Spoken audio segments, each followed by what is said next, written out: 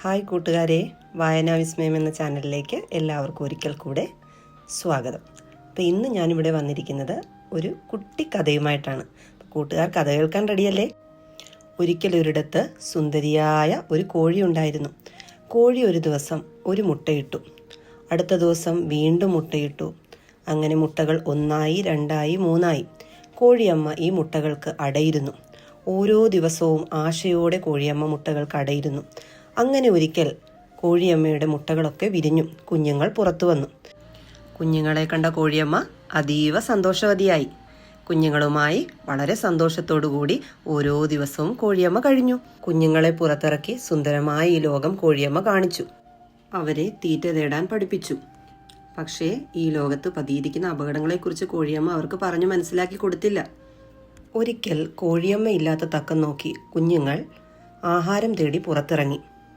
ഇത് കണ്ടുവന്ന കോഴിയമ്മ കുഞ്ഞുങ്ങളോട് ദേഷ്യപ്പെടുകയും താനില്ലാതെ ഒരിക്കലും പുറത്തിറങ്ങരുത് എന്ന് അവരെ പറഞ്ഞു മനസ്സിലാക്കുകയും ചെയ്തു.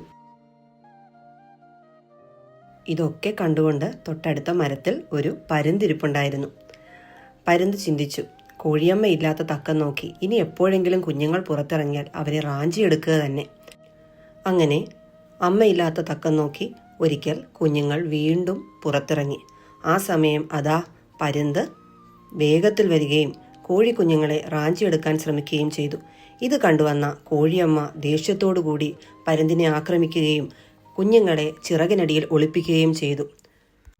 ഇതൊക്കെ കണ്ട് ഭയന്ന കുഞ്ഞുങ്ങൾ അമ്മയോട് മാപ്പ് പറഞ്ഞു. അമ്മയുമായി മാത്രം പുറത്തിറങ്ങുകയും തീറ്റ തേടുകയും ചെയ്തു. അപ്പോൾ കൂട്ടുകാരെ, ഈ കഥയിൽ നിന്നുള്ള ഗുണപാഠം എന്താണ്? അച്ഛനമ്മമാരെ അനുസരിക്കുക, ആപത്ത് ഒഴിവാക്കുക. എല്ലാവർക്കും കഥ ഇഷ്ടമായെന്ന് കരുതുന്നു. കഥ ഇഷ്ടമായെങ്കിൽ മറ്റു കൂട്ടുകാർക്കും അയച്ചു കൊടുക്കുക. അപ്പോൾ ഉടൻ തന്നെ അടുത്ത വീഡിയോയുമായി കാണാം. എല്ലാ കൂട്ടുകാർക്കും നമസ്കാരം.